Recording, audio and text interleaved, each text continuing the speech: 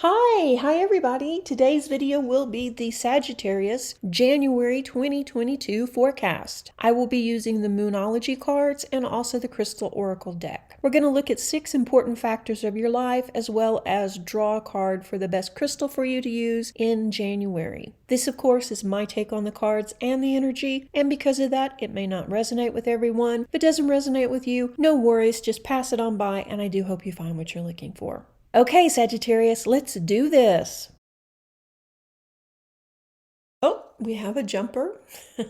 Let's see, the card is Full Moon in Scorpio. It's time to release negativity. This is another card that's been coming up in the January readings quite a bit too. This is an ongoing theme that we're working through. And Sagittarius, in December, you began working on releasing things that no longer served you. People, situations, etc. And the toxic energy surrounding the past also is something you've been trying to release. You're more than ready for a change, and it's time to go from worrying to releasing. We know this uncomfortable, worrying energy isn't who you are, and it definitely isn't what you want to bring into 2022. I think that the work that you've done will soon pay off. This feeling will not last much longer. The energy of last year was awkward and tense, and there was lots of awkward moments and tense conversations and things that seemed to disappoint you, for lack of a better term, because they didn't come about the way they were supposed to, or if they did, they weren't the full deal. It's tough to not hold on to that disappointment, but you don't want to bring that forward either. So I think now, as you are releasing some of these expectations and some of this negative energy from 2021, things are shifting. You have a great creative potential in 2022, especially now that you're clearing all this energy out. This was way overdue, and you know that. And as you release this energy, you'll see that you've got more focus and you're able to put more attention on the things that matter now rather than just putting out fires as things went wrong. You're thinking more about your own well-being and about what you want to create in January. While the energy from December may be a little bit heavy, I think that it'll be gone before the middle of the month. And I think that you're about to see a big shift overall and that the energy is going to feel much lighter for you. We do have Mercury retrograde, and there will be a separate video on that. Don't make any major changes in January, but it's a great time to plan. So let's draw another card. This will be your biggest obstacle. Cardinal Moon, be bold and make the first move.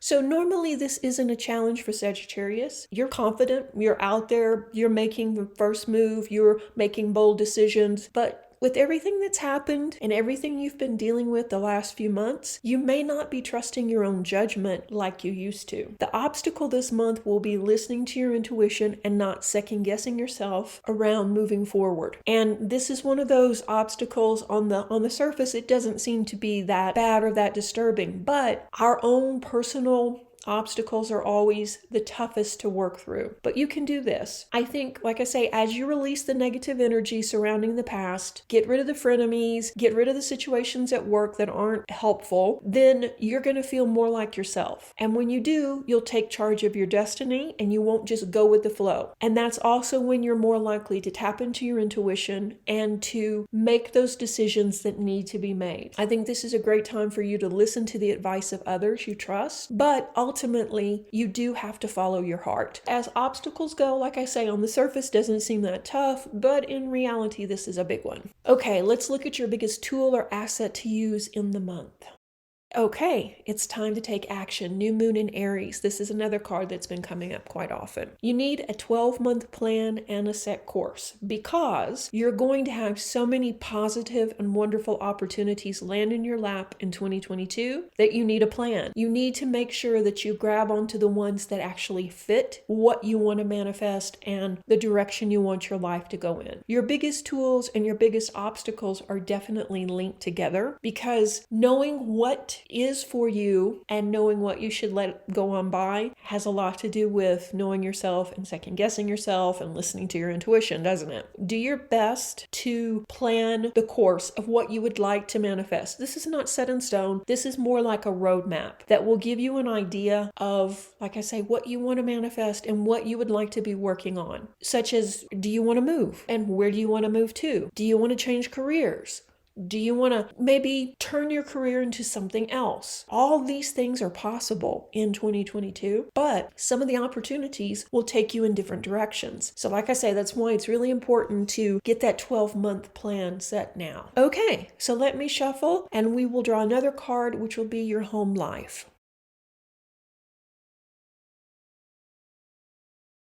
Ooh, third quarter moon adjustments are required. So, Sagittarius, how's your home life? Yeah, you don't need to explain. I understand. It's time for some changes. In late January, the North Node will enter your sixth house of productivity, helping you restructure your daily routine and your home life. This will improve. How much it improves is up to you. Are you going to make it a priority, or are you just going to let it fix itself? And I know you feel the need for change now, and soon you'll be looking at the situation with fresh eyes. I think that by the end of the month, you'll probably know where you stand with your home life. Things have been going back and forth. You've been trying to decide what to do, stay, go, move, leave a situation. All of this has been going on for, it seems like, ever. But every time you make up your mind, we go a couple of weeks and then we're right back to where we were. So what does that tell you? That maybe even though you've made up your mind, it's not the outcome that you want. So like I say, very soon I think that you'll have a much clearer outlook on the situation. Okay, let me shuffle and let's look at your love life. This is for single and partnered Sagittarius natives. I'm going to draw 2 cards, and they are Full Moon in Gemini and South Node. Single Sagittarius, someone's trying to flirt with you. Have you noticed? Lately, you've been so wrapped up in your own personal issues that you haven't been paying attention to much of anything. Do you have the space in your life or the bandwidth this month to deal with someone new? Possibly, possibly not. The trick here is to not let your past hold you back. Every person and every relationship is different. Just because the last couple of relationships have not gone the way you wanted them to, doesn't mean that you need to stop dating. Very soon you're going to be surrounded by potential partners. There is a possibility of someone from the past coming back in January and into early February. Whether or not you rekindle the romance is up to you. It's likely they're going to want to start right back where you left off rather than start at the beginning. So keep that in mind. For partnered Sagittarius natives, you're dealing with relationship karma that's played out during many lifetimes. So is this old programming keeping you stuck in repeating patterns? Perhaps. It's time to look at the relationship for the life lesson it is. What are you and your partner working through, and what could be the real lesson? Not the surface lesson, but the real lesson. You may be obsessing over the relationship too in January, but once again, are you seeing it in the true light, or is it more how you wish it to be? As you clear negative energy from your life, you will soon see things more clearly. Get clear in January what's important to you, and you too have the possibility of someone from the past coming back. What you decide to do with that will shape the course of the relationship. So, lots of heavy stuff happening in this one. Okay, we're going to draw the next card, which will be the outcome. If you stay on the current path you're on, this is where you're likely to be at the end of January. Surrender to the divine, the full moon.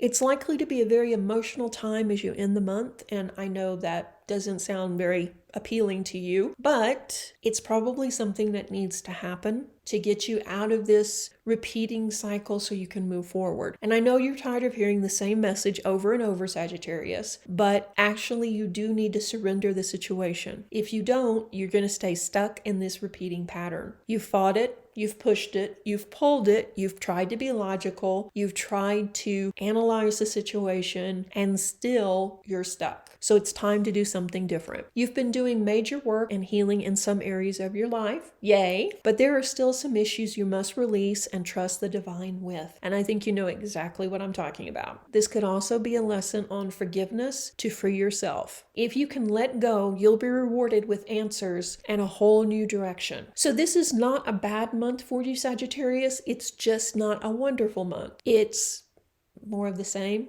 of trying to get clear on what you want, trying to move forward, trying to end past patterns, and trying to find your direction. I think that if you continue on the path you're on now, you will have a very clear idea by the end of the month where you stand and what you should do next. So you are making progress and things are moving forward, just not as quickly as you would like. So let's draw the next card. This will be your best stone to work with for the month of January.